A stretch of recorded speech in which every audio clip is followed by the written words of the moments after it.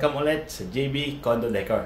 So today guys, wala kasi akong videographer or maghahawak ng cellphone ko or pang video sa akin. So magtiyaga muna tayo, isang mabilisan lang guys. Andito ako ngayon sa Last Residences sa Makati. So may bago ko na naman kaming project ngayon. Ito yung one bedroom unit dito sa Last Residences. So, first time namin gumawa dito sa Last Residences. So guys, isang mabilisan lang. Today, i-tour ko kayo sa makeover namin dito. Ayan. Okay, palit muna tayo ng camera. Eto guys, magsimula tayo sa kitchen. Ayan. Sa kitchen namin guys, ayan, naglagay lang kami ng backsplash. Dito, pinalitan namin yung sink kasi ng mas malalim, mas malaki. So, may ganito pa. Parang strain or lalagyan ng ng plate kung papatuyo ka, baso. So, pagkatapos nun, ito yung bago guys. Pagkatapos nun, ito yung bago naming dish rack. Sa taas, bababa mo lang siya. Nilalagay mo yung plate. Tapos, yun. Ang ganda niya, di ba? Yan yung bago namin ngayon, oh. Oh, ha?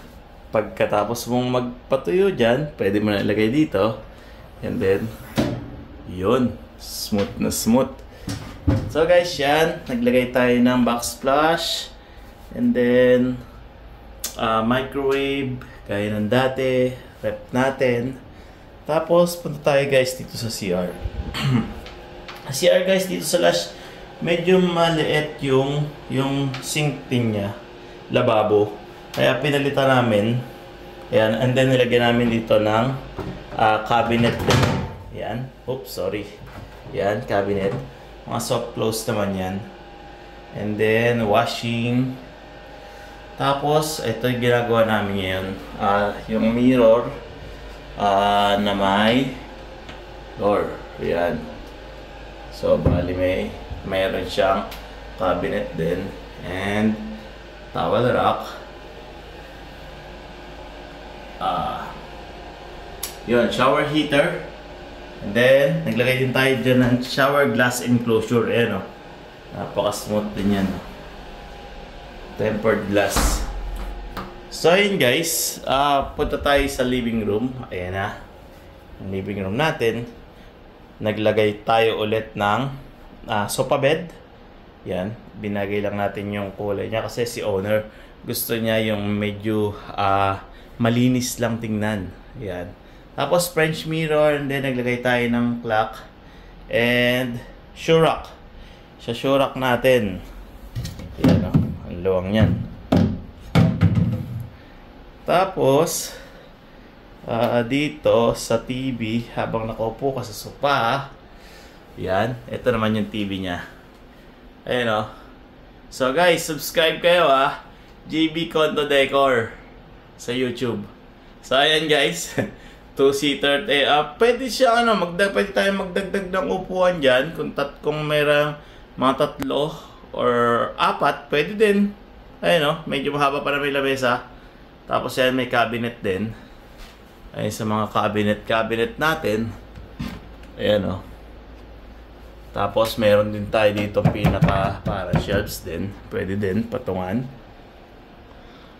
And tapos guys, dito sa ilalim may drawer pa dito. So ayan, mga soft close drawer. 3 siya. Ayan, o. Yun, may salamin. Extra salamin yun guys para kung sakaling may masira dito, nagiiwan kami ng extra salamin. So ayan guys. Tapos dito sa naglagay tayo ng glass partition. Half lang siya, fix yan. Tapos yung bed frame niya is queen size bed. Kompleto na yan. Naglagay din tayo ng mga pillow, comforter. Yan. Tapos meron din gilid niyan guys, meron din siyang drawer. Dalawa siya. Dalawang drawer na medyo malaki. Tapos guys, dito syempre, naglagay tayo ng vanity table, yan. Tsaka yung mirror. Para kung sakaling gagayak si owner, di ba? Ayan o. Ang hirap ng walang cameraman. Nasubo. Ayan guys, tapos naglagay tayo sa mga ilaw-ilaw. Ayan, meron tayong ceiling fan dito na with light tricolor. Ayan, pwede din siyang paandarin. Yan o. Pwede din baguhin yung ilaw niya. So, ilaw niya is tricolor din. Okay? Yun. Ganito. So, yun guys. Yung bago namin dito sa Lush. 1 bedroom with balcony. Ito yung view niya. Yun. Yun o. So, kita dito yung Mapua University. Yan. Makati. So, yun guys. Kung meron kayong gustong ipagawa, so kung may unit kayo na gustong ipa-makeover sa amin, message lang kayo sa akin. Ilalagay ko yung number ko, WhatsApp, Viber, and or kaya mag-comment lang kayo dito.